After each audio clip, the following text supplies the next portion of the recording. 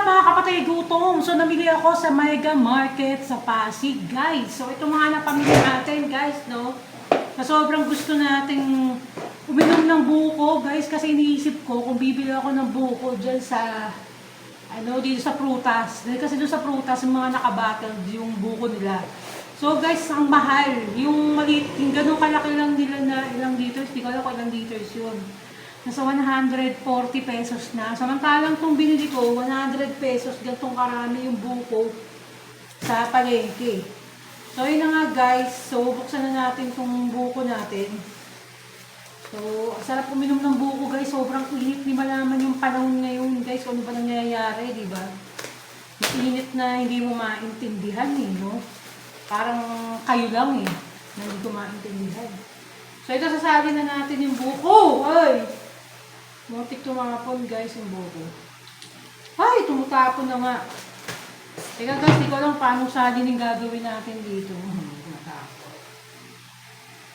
Teka lang, mababasa yung mga hopya ako guys. Ang hirap. So ayan guys, sasali na natin yung buko. Tumatapon, no?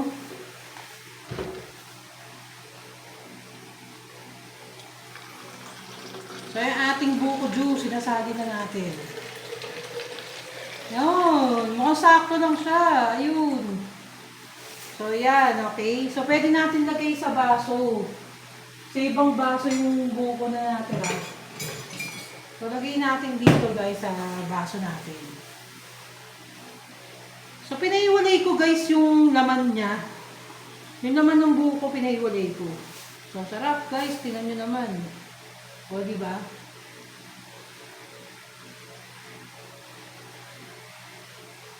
Ang sarap ng buko guys.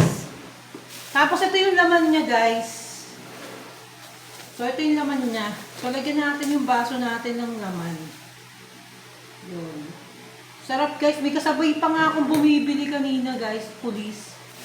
So napag-utusan daw siya guys. No? Inutusan yung pulis guys para bumili ng buko ng kanyang bossing guys. So yan, punasan lang natin dahil kasi nagkalat tayo, pambihira. Tumapon yung buko juice, boy. So ito na nga, diba? So ito, meron tayong buko. Kasi ito may yelo to. So itong buko na to, purong-puro guys, ito. May laman. So, lagyan natin ng laman to, guys, yung lagayan natin. Yan. Para naka-float yung laman niya doon sa loob. Yan, ang sarap, pambira, guys. So, sarap, oh. Oh, tingnan nyo, nagpo-float. Nagpo-float yung laman. Diba? So, meron siyang tinatawag, guys, yung laman, malauhog. Yun yung malambot na malambot. Malambot na lambot yung laman niya. So, ito nilagyan ko sa baso. So, walang yelo to, as in purong buko to. Tapos guys, bumili nga rin pala ako ng bibingka. So, bumili tayo ng bibingka guys, sa palengke rin. So, 50 pesos guys, dalawang slice na yung bibingka natin. So, titikman natin kung pang malakasan ng ating bibingka. No, kung ano ba naman talaga, pambira. So, buko at bibingka ang ating lalapangin ngayon mga kapatay gutom. No, buko at bibingka. So, ito na nga guys, hirap na hirap ako dito sa bibingka na to. Mal, bibingka to, tama? Mal, sino mo? So, nalilat po kasi ako sa bibingka at biko. Sa itsura nila guys. Nakakalito. Malaman. So, syempre, kailangan natin make sure kung talagang bibingka ba to o biko. Pambira, no? Yung biko ata, guys, yun yung parang kanin na brown. Na merong latek, tama? Ganon. So, ito na nga, pang malakasan talaga tong lasa nito, guys. Grabe to. Pambira. Ano yung tsura, pambira, guys? Oh! Oh, di ba? Sarap po, pambira. So, tikman natin ang pangmalakasan, guys. Magkaalaman na kung masarap ba talaga to o pakakon. So, yan na. So, ito na nga, guys. So, yan, nakita nyo ba? Kitang-kita nyo sa mga ano nyo, guys. So, yan, no? So, tikman natin ang ating bibingka. Yummy bells, guys. Hmm? Grabe guys, wala talagang pagbabago yung sarap. Pag pumunta kayo sa Pasig Mega Market guys, hahanapin nyo lang yung Rose. Yung tindahan doon sa may fountain, malapit sa gitna mismo ng Mega Market. Sa loob guys, hanapin nyo lang yung Rose. Pero sarado sila ng Monday, alam ko. Monday, wala silang tinda. Kaya huwag kayo pupunta ng Monday. Tuesday na lang para sure. So, rest day nila ng Monday, guys. Tsaka Monday, naglilinis sa market ng Pasig. Huwag kayong pupunta, guys. Dahil kasi, half day lang silang lahat. Pero yung Rose, yung bilihan talaga ng mga kakanin doon. Kasi iba't ibang klase mga kakanin yung mga mabibili nyo doon, guys. Tsaka meron din sila mga leche plan. Kanina dami, guys, eh. So, hindi ko na lang binili kasi lahat kasi umiwas tayo sa syempre, sobrang tamis na, di ba? So, dito lang talaga tayo natakam. So, ang purpose lang ng pagpunta natin doon, bumili ng suman. Tapos ito nga, wala silang suman guys, kakaubos lang yung suman, may namakyaw na naman sa kanila. Oh, kasi mga kasabay ko, mga nagsibilihan doon guys, no? Bumili ng mga, yun nga, mga leche plan, mga kasaba. Guys, ang sarap, pero yun yung 50 pesos. Guys, solid na solid yung pagkaano, grabe, yung yung pagkaano doon sa loob. Sa ibabaw. Sarap. Tapos, tinernoan pa natin ang buko, sangka pa. So, ang sarap ng laman ng buko, guys. Sabi ko naman kay Kuya, malambot, no? So, yan.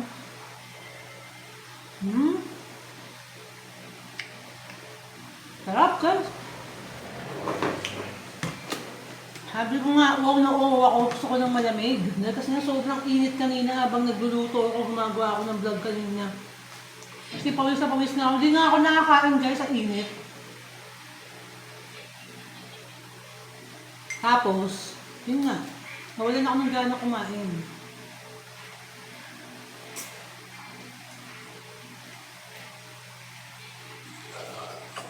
Masarap ng laman. Grabe yung laman ng buko. Yan, laman ng buko, guys.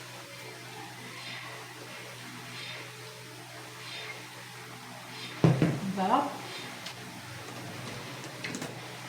Malagyan pa natin ito ng sabaw.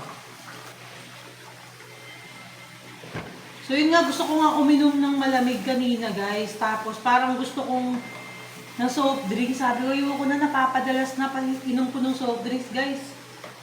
Lumaki na naman yung tiyang ko sa kakainom ng soft drinks, no? So, buko na lang. Sabi ko, buko na lang para, siyempre, baka mapasama pa tayo dun sa soft drinks. Dahil soft drinks tayo ng soft drinks sa Laguna, guys. Grabe. Napainom tayo ng soft drinks dun, guys. So, ang tagal ko nang hindi nagsa-soft drinks, sa totoo lang.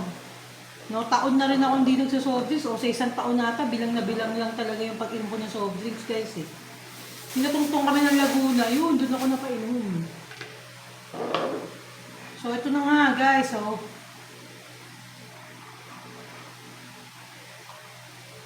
Sarap talaga ng buko. So, ito na nga, kainin pa natin yung bibingka. Guys, baka mauubos ko yung isang slice nito, ang sarap. Yung sarap nung sa ibabaw niya. Yung pinakalatik niya sa ibabaw, ang sarap talaga, promise. Kaya marami bumibili doon kay Aling Rose. Sobrang dami bumibili, tsaka sikat na siya. Tapos meron din doon, guys. Doon din yung bilihan ng mga halo-halo. Yung sikat na halo-halo doon sa Pasig na. Doon, halo-halo, palabok, lugaw, basta ganun, mga tinda niya. Kung meron sa San Juan, guys, Aling Banang, sikat si Aling Banang sa San Juan, dahil sa halo-halo at mga pasit palabok din niya, si Banangs, di ba? So, meron din tayo sa Pasig, guys. Meron din tayo sa Pasig na masarap na kainan doon sa loob. Murang-mura talaga, guys. So, yung pahan na yun, Eat a Small World. Manonood niyo yung vlog niya, pinuntahan na rin niya yun. Pinuntahan niya na yun, kailan lang. Yun. Tapos, sa Santa Ana rin guys, sa Santa Ana, Manila. Masasarap din doon guys. Santa Ana. Masasarap din yung mga palabok doon. Yung Aling Beth sa Santa Ana, palengke. Sa palengke ng Santa Ana mismo si Aling Beth, siya yung talagang legitimo talagang taga Santa Ana na sobrang tagal yun ang nagtitinda ng mga palabok doon. So, ipapakita ko pa sa inyo yung mga pinagbibili ko. Tapos bumili tayo nung ito, special toasted mamon. So guys, ito yung special toasted mamon. Ito yung galing pa ng Samba. Ha? Kung di ako nagkakamali, nabibili ito sa Sambales. Parang gano'n, pasalubong. Or, kasi gano'n, nakita ko to online guys eh. Kasi nga sinesearch ko yung mamon tostado. Kasi itong mamon tostadong to, ang sarap nito guys pag sinausaw sa kape. Kape lang, tapos ito lang yung ano. Bumili ako 3 piraso para nga guys habang, di ba, ko online. Tapos kape lang tayo, tapos ito, di ba, pag pamatid gutom lang guys. Tapos bumili rin tayo guys ng Ribonet Hopia. So itong Ribonet Hopia guys, pambihira, ang init pa nito kanina. As in bagong deliver guys, kaya napabili ako. Ano? Ay, basta ko. Tapos ito, Hopiang baboy guys, ng Ribonet, no? So ito yung bumili ako ng Hopiang baboy, 50 pesos lang to sa palengke guys. So next time guys, magbablog ako sa mismong bilihan ng mga bilihan ng mga hopya dito lang sa Buting yun guys, sa Tipas. Dadayuin natin mismo yung bilihan ng mga hopya doon, ipapasyal ko kayo doon.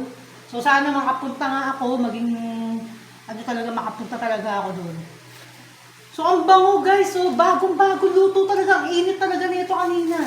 So tingnan nyo guys, so titikman natin. Kahit busog na ako guys, mga kapatay gutom. Mga patay gutom tayo, talagang titignan natin ito ng bonggang-bongga. So ipapakita ko sa inyo kung paano lumamon mga kapatay gutom ng Hopiang baboy na biik.